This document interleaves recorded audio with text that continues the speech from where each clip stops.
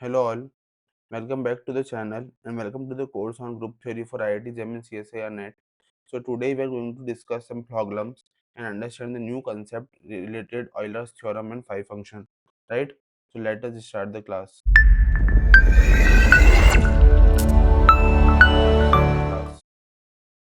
So देखो, in the last lecture we have seen a theorem called if G is a finite cyclic group of order n, then number of distinct subgroups of G is the number of total distinct divisors of n, and there is a unique subgroup of G exists of a given order, right? And we have solved it for like we have not proved the theorem, but I have given an example that Z30 is that group which has 8 divisors and the 8 number of subgroups generated by Z30, which is a cyclic group, which is a finite, right? So देखो, अब बात करते हैं next problem की. तो the problem is let G be a cyclic group. अगर G एक cyclic group है, right, G be a cyclic group of order N order का, एंड सपोज सपोज क्या कर रहे हैं कि D divides N, then show that x raised to power d is e has exactly d solution. ठीक है, तो प्रॉब्लम समझ में आई आपको बच्चों कि क्या शो करना है और क्या गिवन है, राइट? तो देखो इसका सोल्यूशन, क्योंकि जी एक साइक्लिक ग्रुप है, तो लेट जी बराबर generated by a group, right, generated by a element.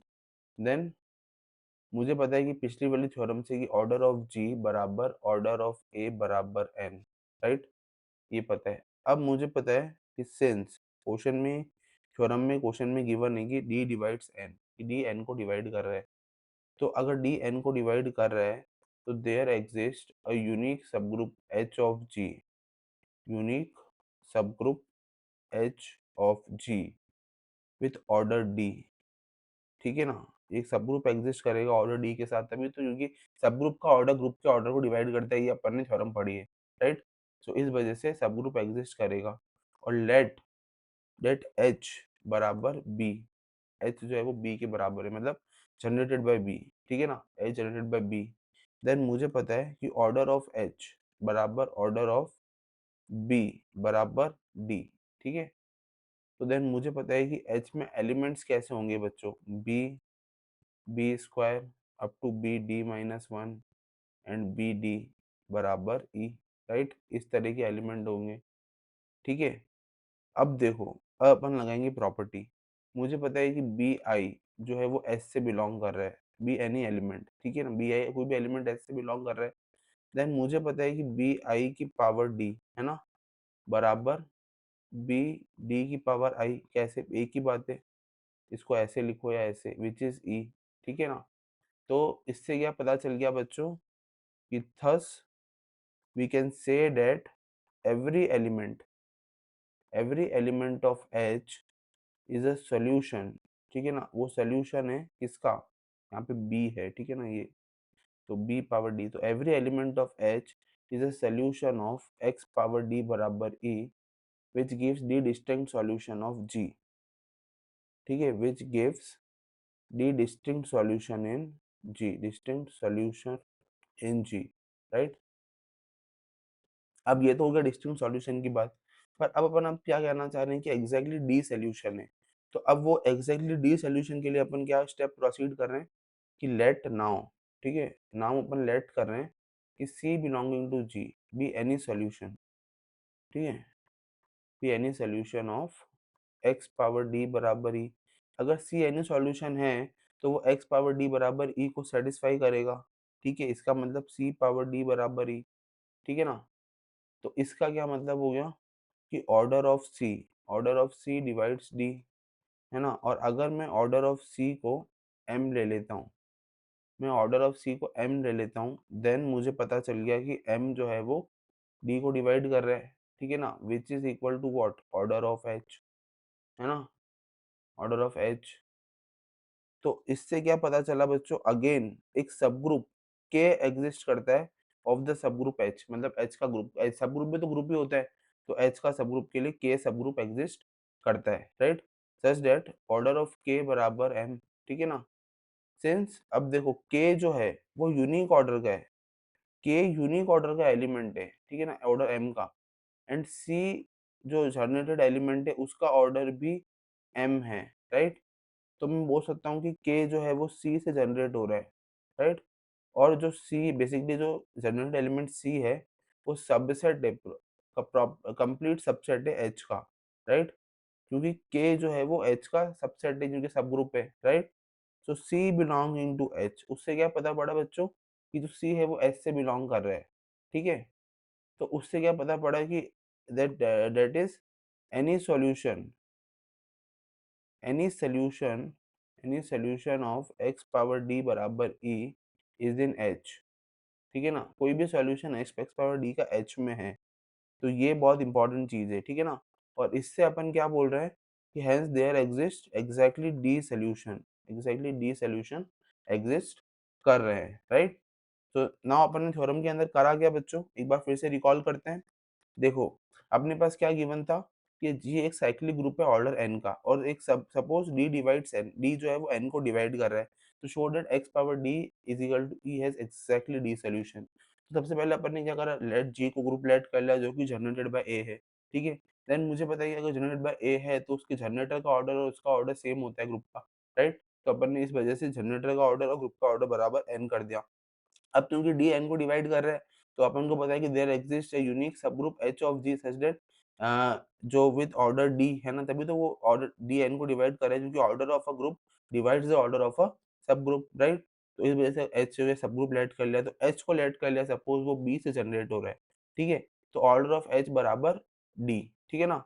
Order of H क्या डी है सच दैट वो जनरेट बी से हो रहा है, राइट। तो एच बी से जनरेट हुआ तो उसको लिखा जा सकता है B into B square comma B power D minus one up to B raise to D बराबर ई, ठीक है। अब अगर बी आई एस से बिलोंग कर रहा है, be an any element, then B I power D बराबर बी डी पावर आई बराबर ई, ठीक है। इससे क्या पता पड़ा, जैसे ही अपन ने रिलेशन लगाया, जैसे ही अपन ने ये चीज लगाई, इससे पता पड़ा कि every element of H is the solution of X power D बराबर ई, ठीक है, which gives the distinct D distinct solution, D distinct solution दे दिए। अब बात करते हैं कि एग्जैक्टली वो जो सॉल्यूशन है वो डी सॉल्यूशन से, ठीक है ना। तो सी बिलोंगिंग टू जी अब लेट कर लिया। अब अपन ने क्या करा कि वो एक सॉल्यूशन है एक्स पावर डी बराबर ई का, तो अगर वो एक्स पावर डी बराबर ई का सॉल्यूशन है तो वो सेटिस्फाई करेगा ना सी पावर डी बराबर ई इस इक्वेशन को, राइट। तो ये चीज वैलिड हो गई, राइट। देन अगर order of C divides D, अपन को ये पता है कि ऑर्डर ऑफ सी जो है वो डी को डिवाइड कर रहा है, तो अगर ऑर्डर ऑफ सी को अपन ने एम लेट कर लिया तो एम डिवाइड्स डी, अगर m डिवाइड d कर रहा है मतलब जाहिर सी बात है कि d अगर h है तो ऑर्डर ऑफ h, तो m को अपन ने k मतलब h का सब ग्रुप अपन ने बनाने की कोशिश करी जो कि k, तो k अगर लेट करा तो उसका ऑर्डर अगर m है तो then k is the unique order m, ठीक है ना। Such that k is generated by c, है ना।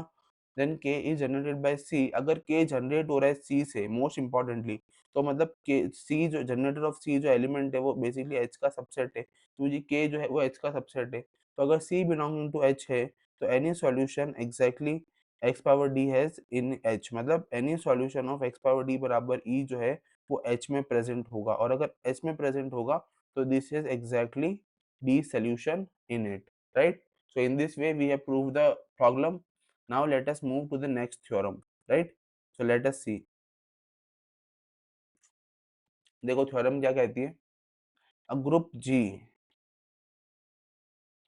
अ group G of a prime order, देखो प्राइम ऑर्डर है मतलब पर्टिकुलरली वो प्राइम नंबर की फॉर्म में ऑर्डर से, मतलब कोई प्राइम नंबर होगा वही ऑर्डर हो सकता है, मस्ट बी साइक्लिक। अगर प्राइम ऑर्डर का ग्रुप है ग्रुप जी तो वो साइक्लिक होगा, and every element of G, every element of G other than identity, मतलब आइडेंटिटी को छोड़ते हुए, ई को छोड़ते हुए, can be taken as a generator, ठीक है ना। मतलब वो हर एक एलिमेंट से जनरेट हो जाएगा एक्सेप्ट द आइडेंटिटी एलिमेंट, ठीक है ना।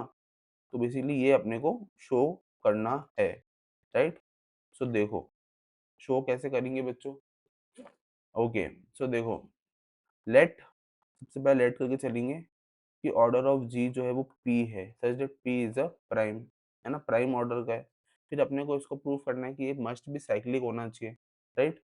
Then take any A belonging to G, A belonging to G लेना है। अब अपने को ये शो करना है कि ये ए एलिमेंट जो है वो पूरे ग्रुप को जनरेट कर देगा और वो आइडेंटिटी के इक्वल नहीं होगा, राइट? तो अगर ए आइडेंटिटी के इक्वल नहीं है तो let take A belonging to G, ठीक है? देन अपने को क्या लेट करना है कि एच एक सब ग्रुप लेट करा एच, ठीक है ना? बेसिकली वो क्या है A power N where N is N integer, N अगर इंटीजर है then H is a cyclic sub group of G, H is a cyclic sub group, क्योंकि सब ग्रुप का जनरेटर और ग्रुप का जनरेटर एक ही होता है, right? Therefore order of H, order of H divides order of G, ठीक है? तो this implies order of H बराबर 1, या तो देखो अब जी के ऑर्डर, अब जी का ऑर्डर अगर पी है तो अपने को अच्छे से पता है कि वो प्राइम नंबर को कौन-कौन डिवाइड करता है।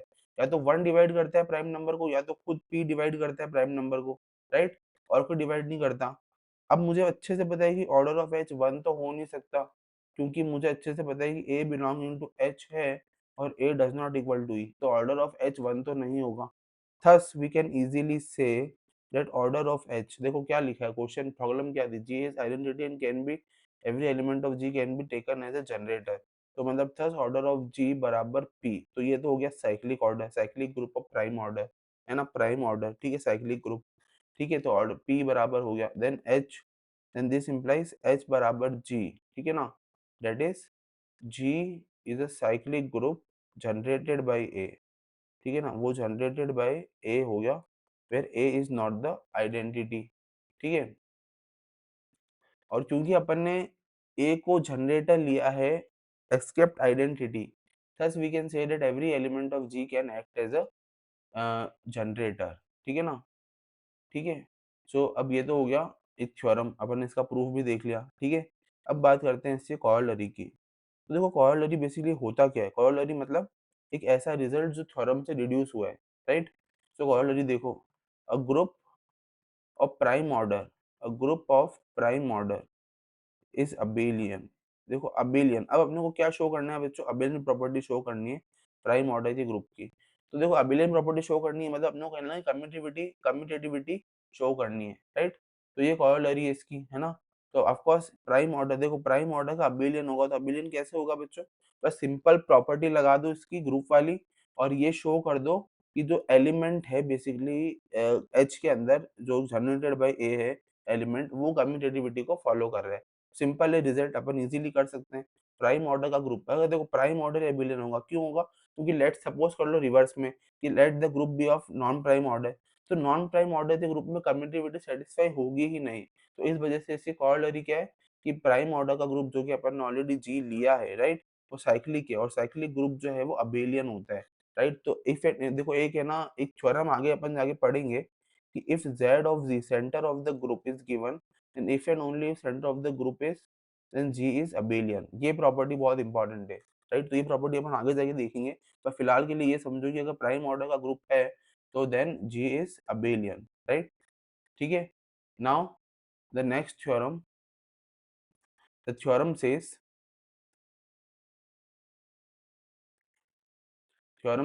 a group G of prime order, a group G of prime order cannot have non-trivial subgroups, cannot have non trivial, अच्छा देखो ट्रिवियल सब ग्रुप कौन कौन से होते हैं बच्चों? एच और आइडेंटिटी इटसेल्फ। तो नॉन ट्रिवियल मतलब एच और आइडेंटिटी को छोड़ते हुए सारे सब group, right? So non trivial सब ग्रुप क्या है? प्राइम ऑर्डर के पास नहीं हो सकते, मतलब प्राइम ऑर्डर के पास सिर्फ और सिर्फ ट्रिवियल सब ग्रुप प्रेजेंट है, अपने को ये शो करना है, राइट? सो देखो इसका प्रूफ काफी आसान है।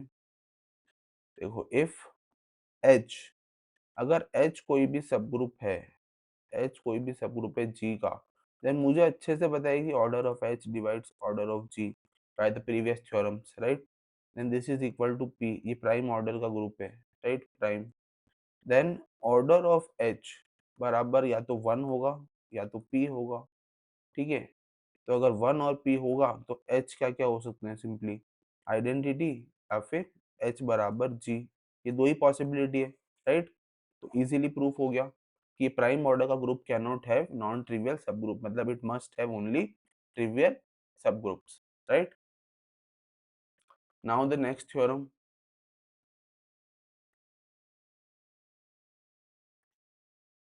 नेक्स्ट थ्योरम क्या कहती है बच्चों? A group of finite composite order. अच्छा, कंपोजिट ऑर्डर का क्या मतलब है? प्राइम ऑर्डर को छोड़ते हुए सारे एलिमेंट, है ना?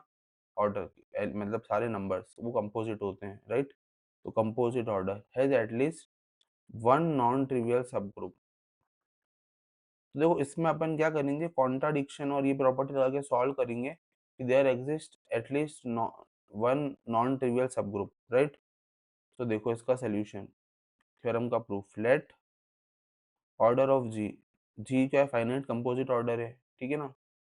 तो लेट ऑर्डर ऑफ जी बराबर N which is equal to R S, right? अच्छा, ये अपन ने क्यों लिया ऐसा? क्योंकि अपने को अच्छे से पता है जी composite numbers can be represented as the product of two numbers, right? Then where R and S lies between 1 to n, property होती है कंपोजिट नंबर की, राइट? अब मुझे अच्छे से पता है कि n तो 1 से बड़ा होता है, क्योंकि 1 जो है वो नाइदर प्राइम होता है नॉर कंपोजिट होता है।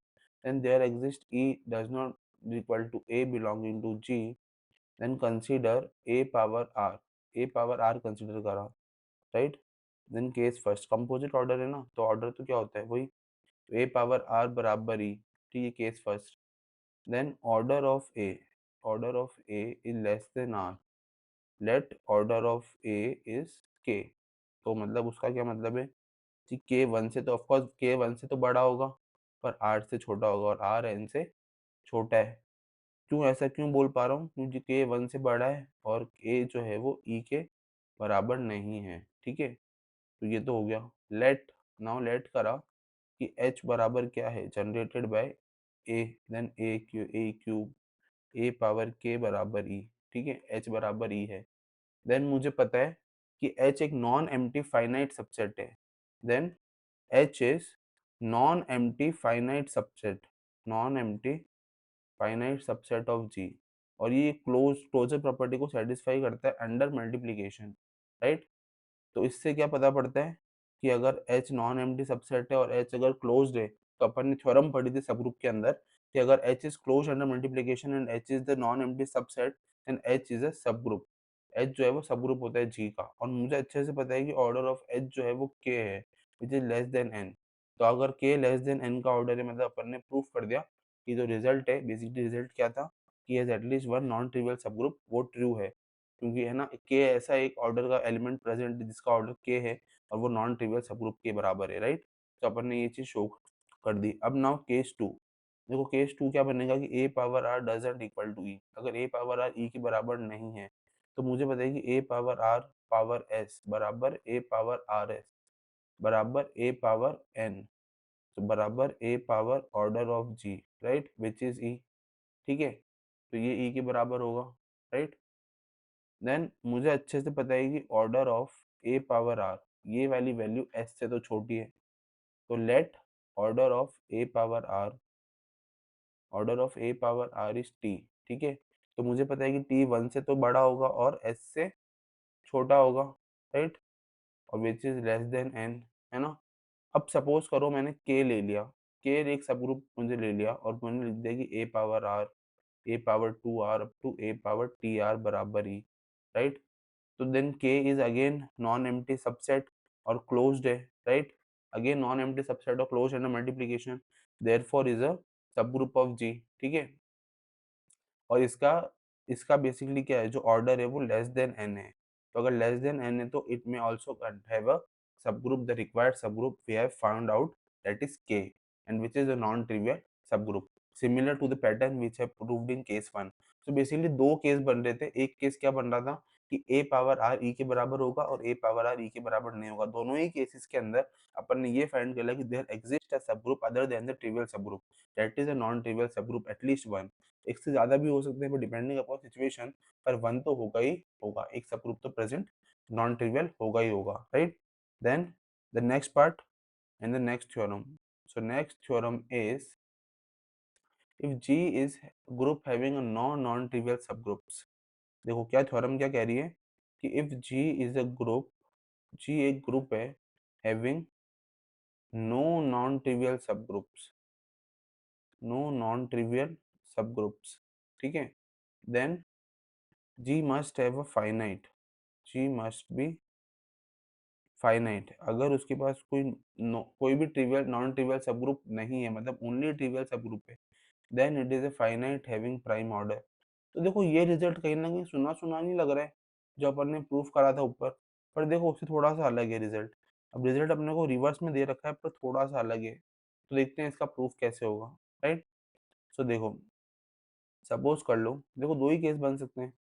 अगर सपोज कर लिया अपन ने जी को इनफाइनाइट ऑर्डर, तो अपने को ये शो करना है कि इसके ओनली ट्रिवियल सब ग्रुप एग्जिस्ट करेंगे, राइट। तो अगर जी का इनफाइनाइट ऑर्डर है, then we can find A belonging to G such that A is not equal to identity, right. Then let H, H बराबर generated by the A subgroup, ठीक है।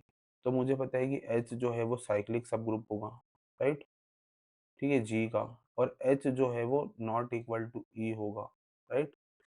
Then G has no non trivial सब group, तो G के पास कोई भी non trivial सब group नहीं होंगे, तो देन एच बराबर जी हो जाएगा, है ना। तो this implies G is generated by A, right. अब मान लो, कंसिडर कर लो कि नाउ द सब ग्रुप के, ठीक है, के कंसिडर करो जनरेट हो रहा है ए स्क्वायर से, ठीक है। तो such that A does not belong to generator element of A square, right. क्योंकि अगर ए स्क्वायर से बिलोंग करता है, तो then A can be written as A power 2t for some integer t, है ना।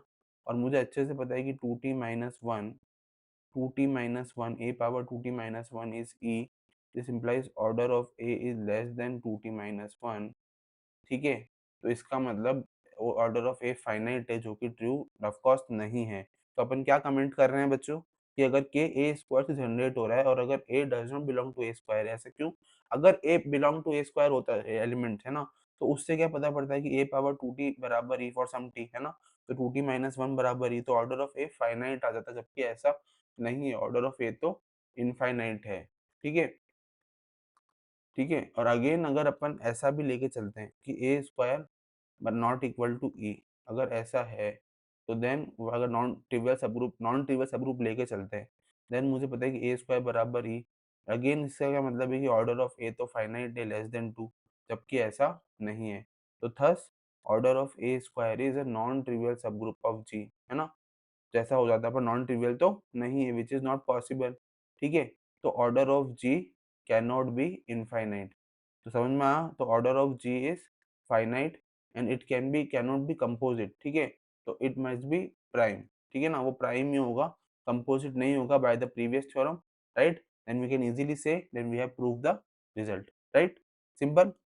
तो अपन लेके चले रिवर्स कॉन्ट्रडिक्शन, जैसा मैंने बात करी थी, और अपन ने प्रूफ कर दिया कि इनफाइनाइट ऑर्डर का ग्रुप होता है, तो वो पॉसिबल नहीं है, तो मतलब फाइनाइट ही होगा, और वो कंपोजिट नहीं होगा बाय द प्रीवियस थ्योरम, और वो प्राइम होगा, राइट।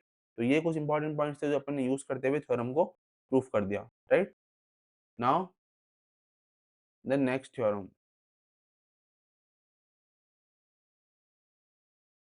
ओके, तो थ्योरम इस बार सिर्फ थ्योरम लिखेंगे और उसका प्रूफ नहीं लिखेंगे, ठीक है। थ्योरम क्या स्टेट करती है, the only groups, which have no non-trivial subgroups, ठीक है, which have no non-trivial, मतलब उसके पास सिर्फ ट्रिवियल सब ग्रुप ही है, नो नॉन ट्रिवियल सब groups, are the cyclic groups of prime order, are the cyclic groups of prime order, मतलब जितने भी साइक्लिक ग्रुप्स है प्राइम ऑर्डर के, वो सारे के सारे उनके पास कोई भी नॉन ट्रिवियल सब ग्रुप नहीं होगा। और उसको छोड़ते हुए द ग्रुप ई आइडेंटिटी से एलिमेंट जनरेट हुआ हुआ ग्रुप हमेशा नॉन ट्रिवियल सब ग्रुप कंटेन नहीं करेगा, ठीक है। अब देखो ये तो बात हो गई, अभी तक अपन ने जितनी भी बात करी है बच्चों, वो सिर्फ इतनी बात करी है कि साइक्लिक ग्रुप्स होते क्या हैं, उनके जनरेटर्स क्या क्या होते हैं, वो फाइनाइट कब होते हैं, और उनका ऑर्डर किस तरह से डिफाइन होता है, राइट। तो अपन उनके जनरेटर्स के बारे में बात कर रहे थे, पर अपन को ये नहीं पता है कि एग्जैक्टली उससे कितने जनरेटर्स होते हैं। तो उसको समझने के लिए अपन अब नेक्स्ट थ्योरम पढ़ेंगे, जो कि है theorem number next, which states an infinite cyclic group, an infinite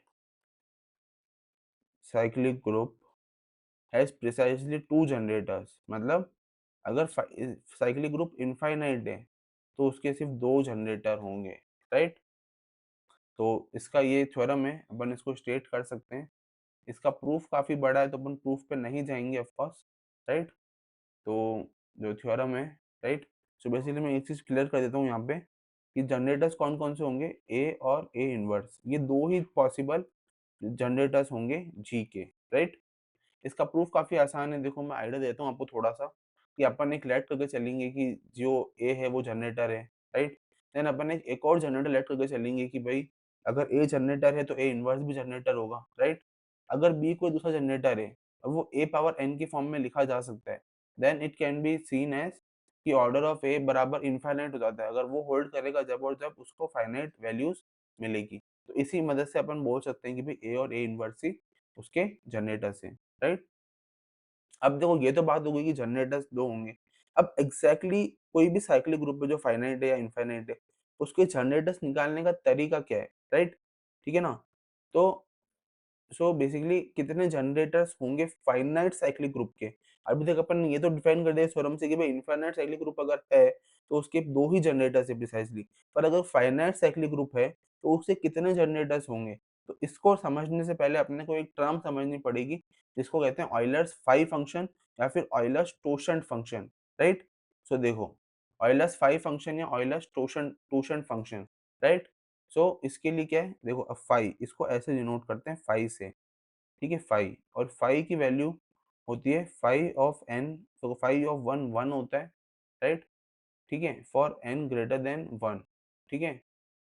तो अगर एन ग्रेटर देन 1 है, उस केस में फाई ऑफ एन, ठीक है, is the number of positive integers. Basically क्या होते हैं, number of positive integers less than N and relatively prime to N, ठीक है? रिलेटिवली प्राइम मतलब क्या है, उनका और उनका जीसीडी जो है वो 1 होता है, राइट?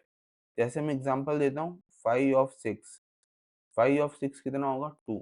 सिमिलरली 5 ऑफ 10, 5 ऑफ 10 कितना होगा, 4, राइट? तो देखो कैसे पता पड़ा कि देखो 1 और 5 ये 6 से छोटे हैं, ठीक है? एंड रिलेटिवली प्राइम है 6 के, राइट? है ना? तो बेसिकली कौन-कौन से इंटीजर्स हुए, 1 और 5, तो 2 इंटीजर्स हुए इसलिए अपन ने 2 लिख दिया इसको, right?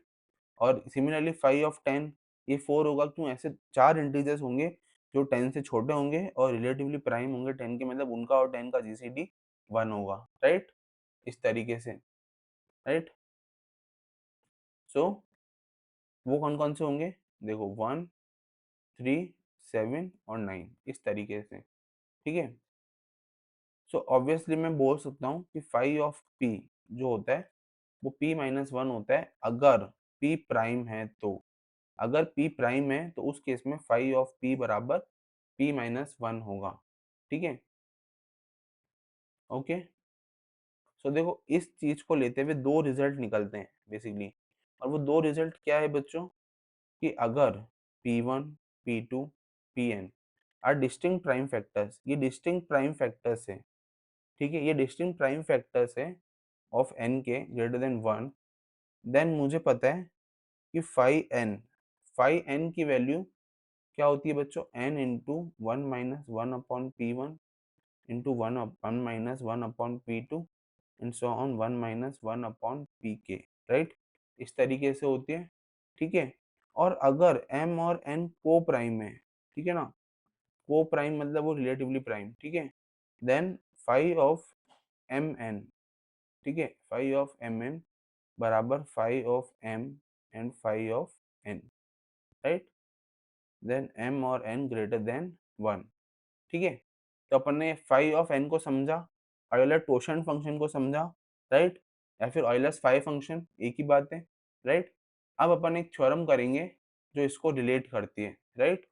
And the theorem is, okay so sorry, theorem is कि so far so good, I believe all things are to be very much clear now, ठीक है? अब अपन बात करेंगे नए थ्योरम की, जो कि है number of generators of a finite cyclic group. देखो अभी तक अपन ने ये तो बात कर ली कि फाई एन होता है, तो number of generators of a finite cyclic group, upon infinite की बात करें तो उसके 2 ही जनरेटर्स थे, ए और ए इनवर्स।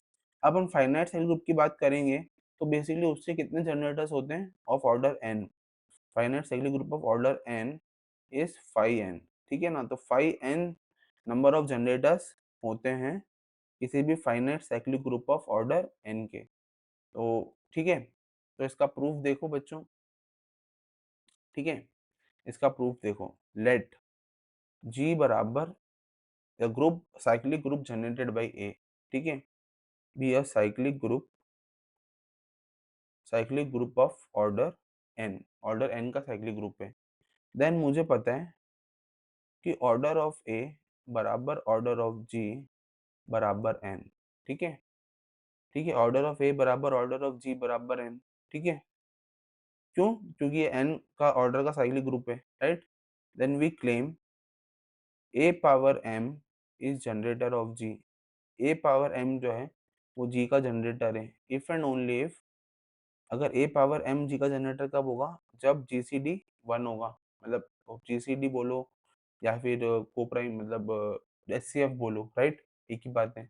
तो दैट इज m और n जो है वो रिलेटिवली प्राइम होंगे, ठीक है। जैसे फॉर एग्जांपल मैंने अगर n को 8 लिया तो मैं बोलूँगा कि 5 8 मतलब उसका नंबर ऑफ जनरेटर्स वो 4 होंगे, ठीक है ना। और वो कौन-कौन से हो सकते हैं बच्चों? a, a3, a5, a7, ये चारों के चारों जनरेटर से क्या हो जाएगा बच्चों? ग्रुप जो है वो जनरेट हो जाएगा, राइट। ऑर्डर 8 का cyclic group, right. So basically m की वैल्यूज क्या-क्या हो सकती है? 1 3 5 7, मतलब वो कौन से नंबर से जो इसके रिलेटिवली प्राइम होंगे, राइट। अब अपन ने लेट कर लिया, सपोज लेट नाउ कि a पावर m, ठीक है ना, m की वैल्यूज तो ये होगी। लेट नाउ कि a पावर m जो है वो जनरेटर है g का, generator of g for some m, ठीक है, m के लिए जनरेटर है। तो मुझे पता है since a belonging to g, then a can be written as a power m power i for some i, है ना, ठीक है, सिमिलर पैटर्न में। तो इसका क्या मतलब है कि a power M I minus one बराबर ई, ठीक है। क्यों? इस ये हो गया, इससे इम्प्लाई कर रहा है कि ऑर्डर ऑफ ए जो है वो एम आई को डिवाइड कर रहा है, एम आई माइनस वन को डिवाइड कर रहा है। मतलब ऑर्डर ऑफ एम क्या है? ऑर्डर ऑफ ए क्या है? एन, और एन डिवाइड कर रहा है एम आई माइनस वन को, राइट। अगर एम एन आई माइनस वन को डिवाइड कर रहा है, राइट, तो देन मुझे पता है कि M I minus one can be written as N J, ठीक है, for some integer J, right. Then M I minus N J बराबर वन। अगर M I minus N J one है तो मतलब साफ है कि एम कॉमा एन, ये अपन ने जीसीडी के अंदर पढ़ा था कि अगर ये प्रॉपर्टी होल्ड करती है इसका मतलब एम और एन का जीसीडी वन है, राइट। तो अपन ने ये शो कर दिया कि वो रिलेटिवली प्राइम है। अब कन्वर्स पार्ट क्या है कि अपन लेट करके चल रहे हैं कि एम और एन का जीसीडी वन है, राइट। देन मुझे पता है कि अगर m और n का जीसीडी 1 है, then there exist integers x and y such that mx plus ny, अपन ने पढ़ा था कि अगर a और b का जीसीडी 1 है तो ax plus by equal to 1 इस इक्वेशन होल्ड करेगी, राइट। तो a power mx plus ny बराबर है, राइट। तो देन a power mx into a power ny बराबर a, राइट। तो देन a power mx into a power n into Y बराबर ए, right. Then A power M X बराबर A as order of A is N, order of A is N. Then A बराबर A power M into X, right.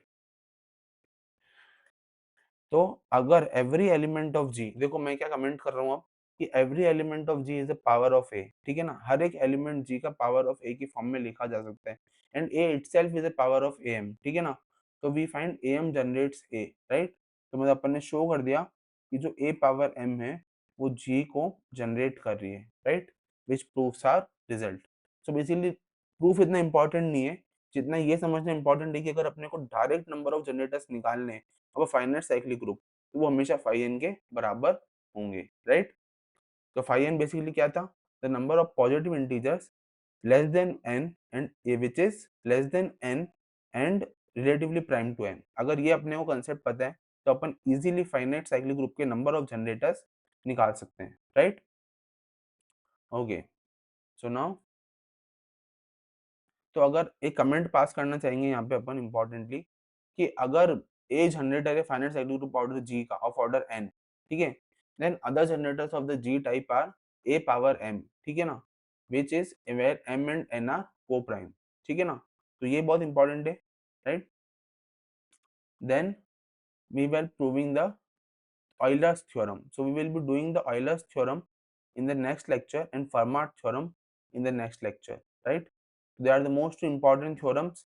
The Fermat theorem and the Euler's theorem we will be proceeding in the next lecture. Okay, so thank you. मिलते हैं next lecture में. Till then, बने रहिए and keep watching Mathematics and IT पाठशाला. Thank you so much and have a nice day.